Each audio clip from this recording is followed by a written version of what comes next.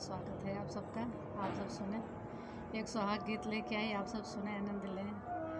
अरे जमुना के तीरे तीरे लागी रे बाजारिया, अरे लागी रे बाजारिया, अरे चुनरी बिकानी बड़ी महंगा, अरे चुनरी बिकाई बड़ी महंगा, अरे नाजुक सोहागवा, अरे नाजुक सोहागवा, अरे चुनरी बेसा है जाले सासुरु कामाने रम, अरे सासुरु कामाने रम, अरे दुल्हन आरजली है ठाढ़ी, अरे नाजुक सोहागवा, अरे झिनहि चुनरिया जिन बेसाया मोरे सासुरु, अरे सिंदूरा झाला कैसिरा मांगा, अरे नाजुक सोहागवा, अरे चुनरी बेसा है चले जेठवा कमाने रम, अरे जेठ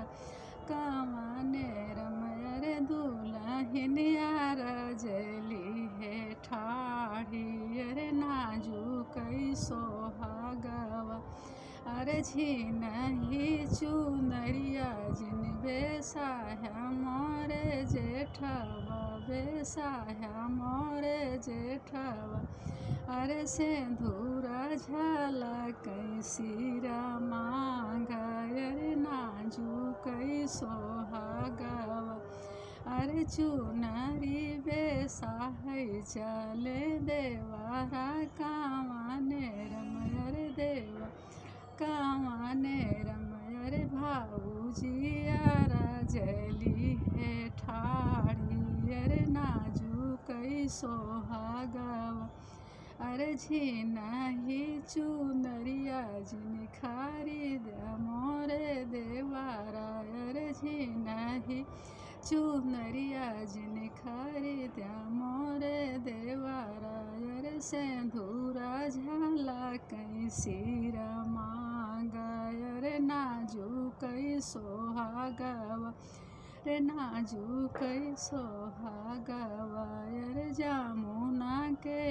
रे तीरे लागी रे बाजारिया, अरे रे बाजारिया, अरे चुनरी बिकाई बन